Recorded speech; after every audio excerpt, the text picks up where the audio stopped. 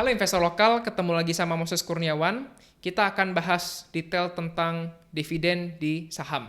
Jadi terus simak video berikut ini.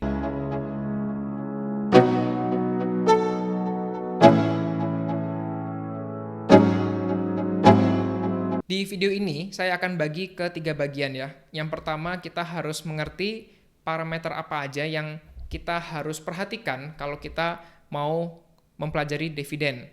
Kemudian 2 bagian berikutnya di akhir video ini saya akan berikan study case di 2 perusahaan yang cukup terkenal dalam membagikan dividen yang lumayan gede.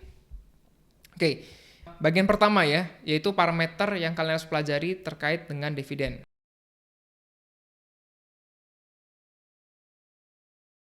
Yang pertama, kalian harus mempelajari kebijakan dividen serta konsistensi dari perusahaan dalam membagikan dividen. Nah, buat kalian yang belum mengerti dividen itu apa, dividen adalah pembagian hasil keuntungan untuk pemilik perusahaan. Nah, kalau kalian beli saham kan kalian beli kepemilikan perusahaan tersebut. Kalau perusahaan tersebut mengalami keuntungan dan membagikan sebagian keuntungan tersebut kepada pemiliknya, yaitu kalian, nah kalian berhak mendapatkan sebagian kecil dari keuntungannya. Dividen ini kebijakannya beda-beda setiap perusahaan, jadi kalian harus pelajari case by case. Yang saya ambil contoh adalah dari POWR atau Cikarang Listrindo.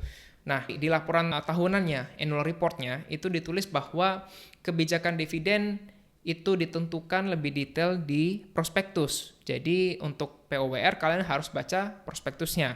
Nah, ini adalah prospektusnya. Kalian bisa cek di layar bahwa di tahun 2020 mereka ambil keputusan untuk membagikan 60% daripada keuntungannya sebagai dividen ya.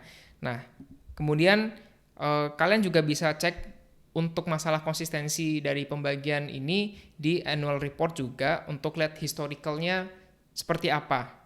Di layar kalian bisa lihat yang POWR, mereka itu membagikan dividen dari 2016 hingga 2020 konsisten ya, tapi jumlahnya beda-beda tergantung dari persentasenya juga. Jadi kalian bisa lihat yang di paling kanan itu adalah rasio pembagian dividen terhadap laba. Lalu ada dividen per lembarnya. Terus ini adalah tahun dan juga 1 tahun mereka 2 kali ya, ada dividen interim dan yang final. Jadi ini case-nya POWR. Beda-beda setiap perusahaan, kalian harus baca kebijakannya. Dan perlu kalian catat bahwa perusahaan itu berhak untuk tidak membagikan dividen meskipun perusahaan tersebut mengalami keuntungan ya. Jadi itu benar-benar tergantung dari perusahaannya. Tapi biasanya kalau mereka sudah menentukan untuk membagikan dividen ya mereka akan terus lakukan itu secara konsisten as long as bisnisnya juga bagus. Nah, saya cukup sering pakai tools dari Stockbit ya untuk mempermudah kalian bisa melihat dividen secara historis. Karena kan kalau download laporan keuangan satu-satu annual report kan lumayan merepotkan ya. Kalian harus trace back historicalnya berapa tahun ke belakang. Nah, ini di Stockbit udah dirangkum historical dari pembagian dividen. Nah, yang di layar kalian lihat ini adalah contoh dari POWR. Nah, di sini ada detail dividennya, come date, ex date, recording date, dan payment date. Oke, nah mungkin kalian masih bingung nih, apa itu come date, ex date, recording date. Nah, ini adalah hal kedua, yaitu jadwal atau mungkin nama-nama jadwal pembagian dividen. Ini namanya mungkin agak nggak umum nih ya. Oke, jadi jadwal pembagian dividen itu dibagi come date ya pertama. Come date itu adalah cumulative date sebenarnya, kepanjangan dari cumulative date, di mana sampai dengan tanggal tersebut jika investor masih memegang kepemilikan sahamnya atau belum dijual sampai dengan tanggal tersebut ya, maka dia berhak mendapatkan dividen. Nah, lawannya adalah ex date. Ex date itu biasanya 1 hari setelah come date. Nah, jadi kalau misalkan investor membeli 1 hari setelah dari come date atau udah lewat dari waktu come date-nya atau ini namanya ex date, maka investor tersebut tidak berhak mendapatkan dividen. Oke, jadi come date sama ex date itu udah dipahaminya adalah pakai satu acuan aja, come date-nya itu kapan. Jadi kalian harus pegang saham dari perusahaan itu waktu sebelum come date. Nah, recording date adalah waktu pencatatan investor berhak mendapatkan dividen. Biasanya recording date ini untuk internal perusahaan ya. Payment date itu adalah kapan dana dividen tersebut dibagikan. Jadi dari video ini saya harap kalian bisa lebih paham ya jadwal-jadwal dari dividen. Oke, kita masuk ke parameter lain yaitu dividen payout ratio. Dividen payout ratio itu gampangnya adalah jumlah dividen yang dibagikan berbanding dengan net profitnya perusahaan. Jadi kalau misalkan perusahaan mendapatkan net profit 100 miliar lalu payout ratio-nya 60%, artinya 60% dari 100 miliar net profitnya tadi itu dibagikan untuk dividen. Jadi jumlahnya ya 60 miliar, seperti itu. Nah, biasanya dividen payout ratio ini sudah diberitahu di laporan keuangan, kalian bisa cek atau mungkin di prospektusnya. Dan informasi ini kalian bisa pakai untuk memproyeksikan atau mungkin menghitung kira-kira dividen yang saya dapatkan tuh berapa. Jadi kalau misalkan kalian dapat data net profit perusahaan tersebut, lalu tahu payout ratio-nya itu biasanya 50%. Nah, kalian bisa hitung perkiraan dividen yang dibagikan berapa banyak. Nah, berikutnya kalian udah tahu nih jumlah dividen yang mau dibagikan berapa rupiahnya. Nah, kalian bisa menghitung dividen yield. Nah, dividen yield ini bedanya sama yang payout ratio. Kalau yield ini persentase ke kita sebagai investor.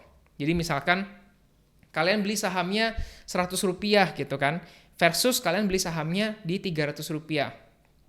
Pasti dengan uang yang sama, kalian akan dapat lembar saham yang lebih banyak di yang 100 rupiah.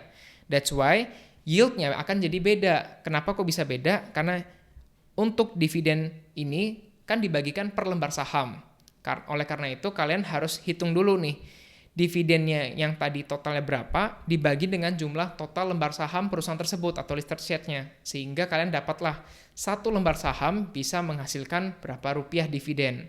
Nah, yield-nya ini tergantung harga beli kalian. Jadi misalkan kalian beli di 100, ya berarti dividen yield-nya akan semakin besar. Misalkan saham ini membagikan dividen Rp20 per lembar saham. Kalian belinya di Rp100, ya berarti kalian mendapatkan persentase 20% gitu ya. Tapi kalau misalkan kalian belinya di harga 200, ya hanya 10% karena belinya lebih mahal. Jadi dividen yield itu adalah jumlah dividen berbanding dengan harga per lembar sahamnya berapa. Oke, itu aja sih yang kalian perlu perhatiin tentang parameter dengan dividen. Kita langsung masuk ke study case aja ya.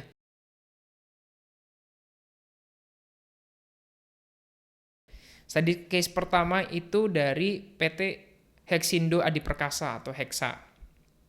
Nah, kita ikuti tadi ya beberapa parameter yang saya udah mention sebelumnya, yaitu yang bagian pertama tentang kebijakan pembagian dividen. Nah, untuk Hexa sendiri, kebijakan pembagian dividennya itu ditulis bahwa sekurang-kurangnya 1 kali dalam 1 tahun. Dan sejak 2017, mereka itu membagikan dividen dengan jumlah minimal 80%. Nah, kita coba lihat historicalnya ya. Secara historis ini dari tahun 2011 mereka itu punya payout ratio yang agak beda ya sampai 2015. 2011 itu 45%, terus tahun berikutnya 2012 itu 35%, dan terakhir 2015 itu di 79%. Dan Hexa ini secara rupiah pembagian dividennya itu cukup besar ya. Nah, ini saya ambil dari Stockbit historicalnya dan jumlah dividennya. Dividennya itu per satu lembar sahamnya itu cukup tinggi, ada yang 500, ada yang 100. Nah, kita coba hitung-hitung ya, kira-kira payout ratio-nya berapa dan yield-nya berapa gitu ya. Nah, ini saya study case, misalkan di Januari 2017 kita beli saham Hexa dengan budget 10 juta rupiah. Harga sahamnya 3.100 ya. Nah, dengan budget segitu, kita ambil secara straightforward ke tahun-tahun ke depannya hingga 2021. Inilah daftar pembagian dividen per lembar yang kalian akan dapatkan.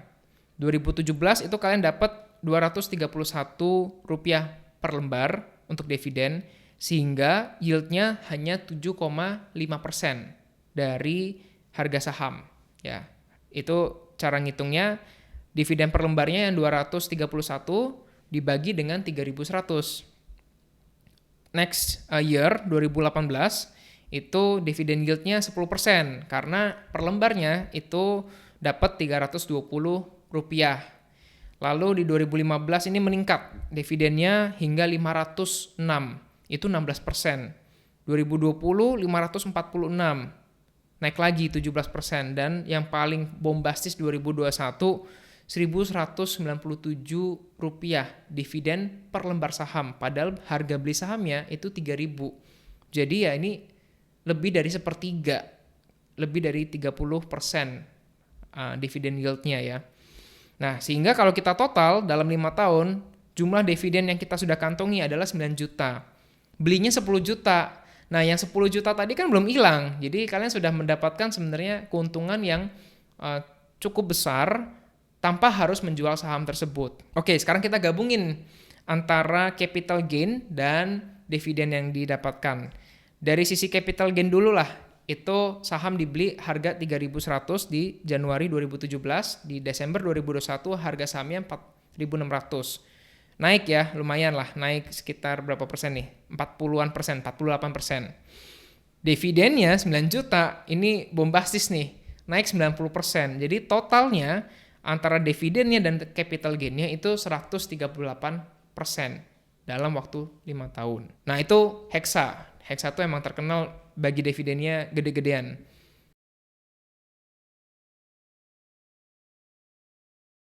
Case kedua adalah Demas ya, Delta Mas. Ini PT Pura Delta Lestari. Mereka ini bergerak di bidang industri properti, tapi propertinya itu lebih ke arah kawasan industri ya, development kawasan industri. Sama, kita cek kebijakan dividen dari Demas, bahwa kebijakan ditulis bahwa perseroan akan membagikan maksimal 30% dari labanya. Nah, di sini setelah saya cek lebih lanjut di annual report, ternyata secara historis rasio pembayaran dividen itu jauh di atas 30%. Jadi ya kadang-kadang memang ada ketidaksesuaian dari kebijakan mereka dan penerapannya. Tapi kebetulan yang di sini ketidaksesuaiannya itu justru positif ya buat investor, karena maksimal 30% bagiinnya ternyata sampai 90% dibagiin gitu kan. Lalu di sini kalau kalian lihat, loh kok ada yang sampai 200%, sampai lebih dari 100%, itu berarti net profitnya dibagiin semua dong. Kalau dibagiin semua aja kan baru 100%, dari mana sisanya?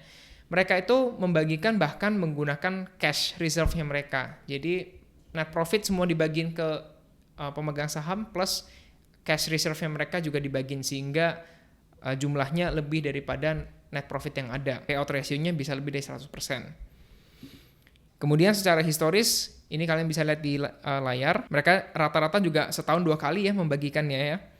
Di 2021 Desember sama Mei, di 2020 Desember sama April. Nah ini secara historisnya. Kemudian coba kita hitung-hitung lagi ya. Misalkan kita beli di Januari 2017, harga sahamnya itu 228. Sama nih, jumlah uangnya 10 juta juga. Nah, akhirnya dengan pergerakan harga saham dan dividennya, itu kita runut dari 2017 hingga 2021, yieldnya itu di tahun 2017 dapat 9,4%. Di 2018 turun nih, karena dividen per lembarnya hanya Rp6, padahal belinya Rp228 per satu lembarnya, jadi cuma dapat 2,8%. Tapi di 2019 itu naik cukup signifikan ya. Dividennya itu per satu lembarnya Rp42. Belinya tadi 228, jadi yieldnya 18%. Lalu 2020 juga tinggi ya, yieldnya bisa dapat 20%, dan 2021 itu 8%. Kalau di total, dividen selama 5 tahun yang terkumpul itu 5,8 juta. Nah ini sama ya, ini kita nggak jual sahamnya, jadi ini kita dapat gain ya, tanpa menjual saham yang 10 juta rupiah tadi kita beli di harga 228. Lalu gimana dengan capital gain-nya? Nah ini kita lihat ya, di Januari 2017 belinya 228, sayangnya di Desember 2021 sahamnya turun nih ke 191, atau sekitar minus 16%. Jadi secara capital gain kita lagi rugi nih, lagi posisinya loss. Ya, jadi dari 10 juta sisa uangnya tinggal 8,3 juta. Tapi dividen yang kita dapat 5,8 juta. Jadi kalau di total masih profit sebenarnya. Total yang kita sudah dapetin itu 14,2 juta atau profit 42%. Kesimpulannya dari video ini saya coba bandingin ya antara passive income yang kita umumnya tahu ya dari deposito, properti, lalu saham. Nah, secara modal untuk mendapatkan passive income di saham itu fleksibel dibandingkan kalian di properti. Kalau properti kalian mau mendapatkan akuisisi propertinya ya, ini minimal 200 juta. Bisa sih pakai KPR, tapi kan bunga KPR-nya tinggi. Dan kalau deposito setahu saya minimal 10 juta. Ada beberapa bank yang bisa buka deposito 1-5 juta, tapi umumnya 10 juta. Nah, recurring income nih, ini nggak ada yang ngalahin saham.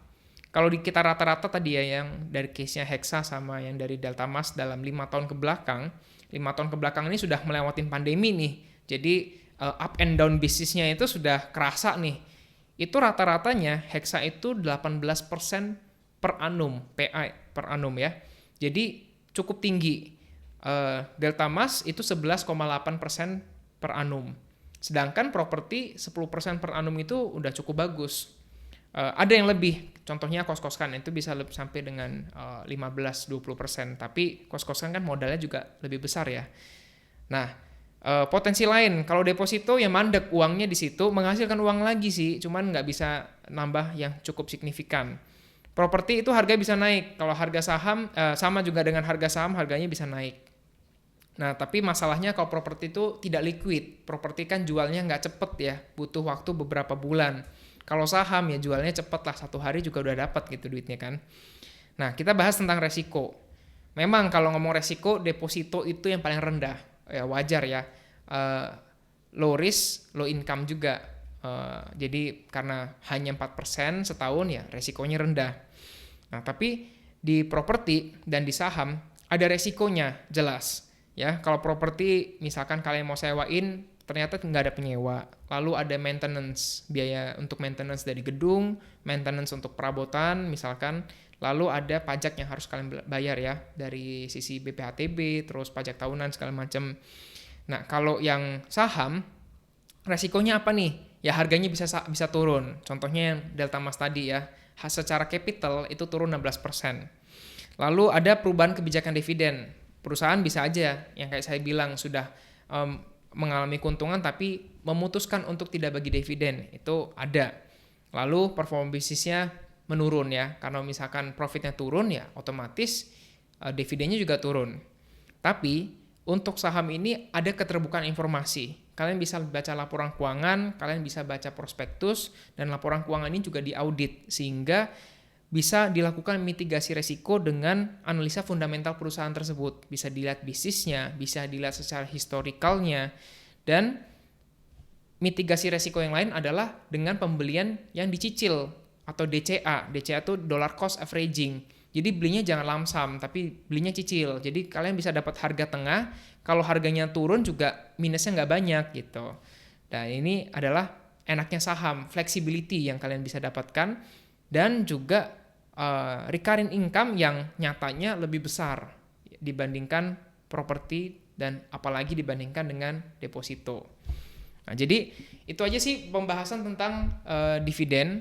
Kalau misalkan kalian suka video ini, tekan tombol like di bawah dan juga bisa share ke teman-teman kalian untuk bisa berbagi informasi. Kalau kalian ada masukan, ketik di komentar aja, nanti kita akan review, dan kalau misalkan kalian ada request untuk ngebahas hal-hal lain, let us know aja. Terima kasih telah menonton, sampai jumpa.